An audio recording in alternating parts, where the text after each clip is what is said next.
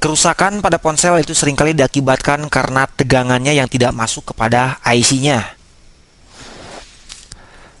Permasalahannya, sekarang kita tidak tahu IC ini membutuhkan tegangan kerjanya apa. Dan kita tidak tahu berapa nilai tegangan IC ini.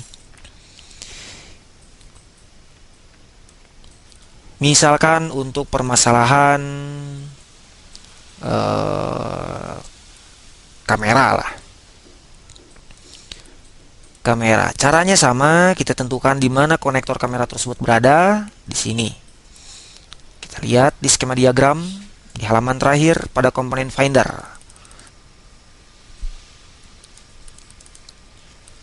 Di sini terlihat ada dua tegangan, yaitu Vana, Vaux, ini pun sama, dan yang kedua yaitu VDCAM. Oke, pertama saya akan mengetahui dulu dari Vaux-nya dulu, sebesar 2,8 volt. Dan Vanacam. Kita sebaiknya mengukur pada kapasitor yang paling besar. Kita ukur saja dari kapasitor paling terbesar, yaitu dari C3308. Kita ukur dari sini. Jadi caranya kita tinggal lakukan search C3308. Kita klik C3308 lalu klik search. Kita klik yang bawah, dia akan menuju kepada komponen Finder. C3308 terpasang pada E7. Di sini blok warna hitam, berarti dia ada pada bagian top. 8. C3308. Yang ini. Selanjutnya, kita dapat mengukurnya. Mengukur C3308 ini. C308. Gimanakah peletakannya? Nah. Ini IC-nya 1, 2, 3, 4. 1, 2, 3, 4. Maka kita tinggal ukur saja ke sini, ke kapasitor ini. Ukur pakai apa? Apakah diukur pakai penggaris?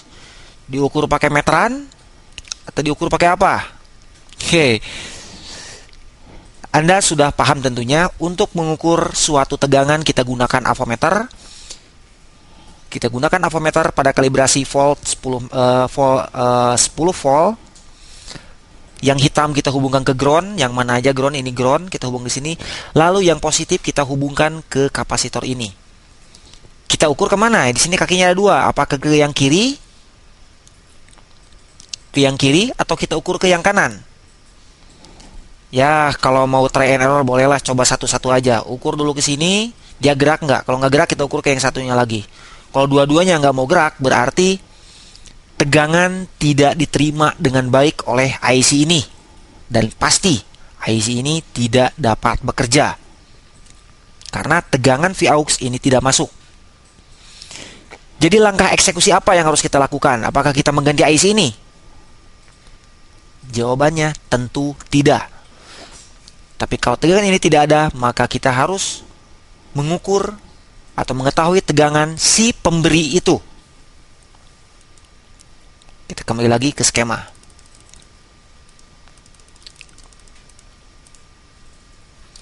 Oke, tadi kita sudah ukur di sini, ternyata tegangannya misalkan tidak ada, berarti kerusakan bukan pada kamera atau pada IC ini atau apalah.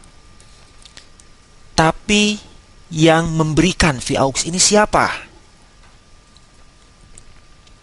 Nah, kita ukur dari tegangan yang memberikannya.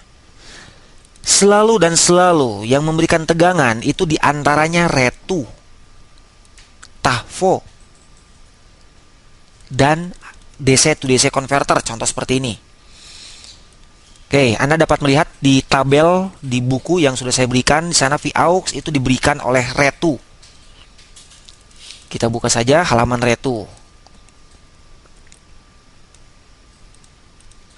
Oke, sudah dapat Retu.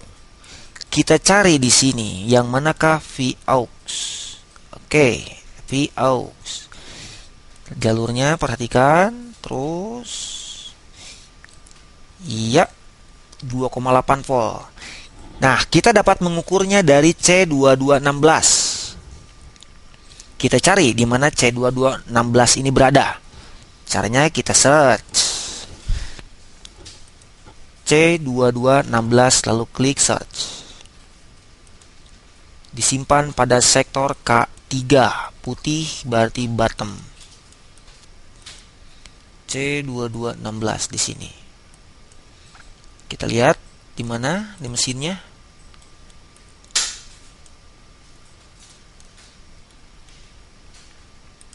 Dua dua 16 1 2 3 1 2 3. Berarti C2216 ini adalah ini. Kita ukur pakai avometer. Ada nggak tegangan ini? Ukur dari sini, ukur dari sini. Dari salah satu kaki ini kita ambil kaki yang positifnya, itu harus ada tegangan sebesar 2,8 volt. Misalkan tegangan di sini itu tidak ada. Berarti kerusakan kamera tersebut diakibatkan karena retu, bukan karena kameranya yang rusak. Tetapi bila di sini tegangannya ada, sedangkan pada C yang tadi yang di kamera di sini, yang tadi pertama kita ukur di sini tidak ada. Di sini tidak ada, di sini ada, maka kita cukup melakukan jumper. Bagaimana cara melakukan jumper? Nanti akan saya bahas pada demo berikutnya. Dan bagaimana apabila kita ukur di sini tegangannya ada? Tadi kita ukur dari sini tegangannya ada. Berarti tegangan tersebut sudah masuk dengan baik kepada kamera. Selanjutnya kita lanjutkan ke syarat kerja yang lainnya.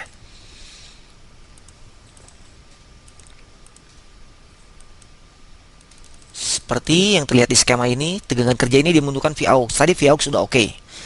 Ya, sekarang kita tinggal lanjutkan kepada VDCAM.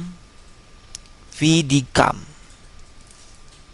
Seperti yang tadi saya bahas bahwa rata-rata yang memberikan tegangan itu adalah retu.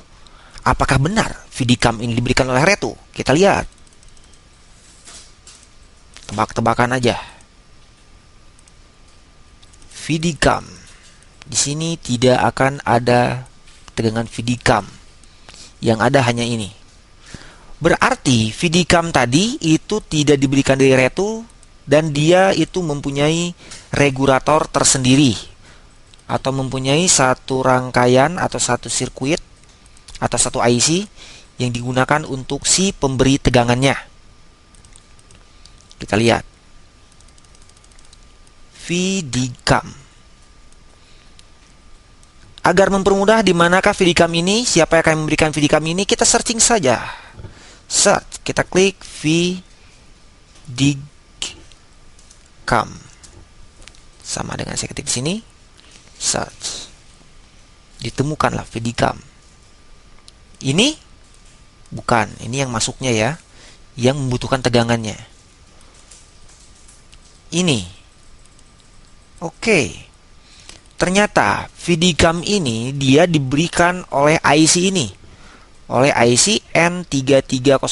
N3300 ini adalah DC to DC converter. Di manakah N300 ini? Searching.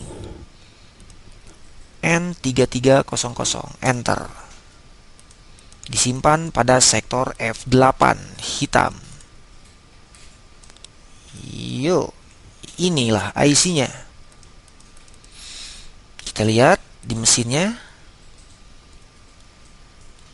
Oke, yang ini bro, IC-nya 1, 2, 3. 1, 2, 3. Berarti N330 ini atau DC to DC converter ini tidak bekerja. Tapi nanti dulu, belum tentu N330 ini bermasalah dikarenakan ini rusak. Sama, IC ini pun membutuhkan tegangan kerja. Nah, inilah ada mata rantai yang secara sistematis. Kita kembali lagi ke skema. N3300 yang ini. Ini tidak berfungsi dengan baik. Kita lihat saja di sini bahwa N300 ini dia membutuhkan tegangan kerja dari VBAT. Kita ukur dulu tegangan VBAT ini. Kalau tegangan VBAT ini ada, berarti mungkin DC to converter ini rusak. Baru mungkin karena di sini masih banyak syarat kerjanya. Di sini ada enable. Ini adalah perintah aktif atau tidaknya si desain komputer ini. Tapi kalau Anda malas, Anda sibuk, Anda memang sedikit waktunya, ya udahlah gambling aja. Ukur VDCAM ini nggak ada, VBAT ini ada. Kita langsung saja ganti N330 ini.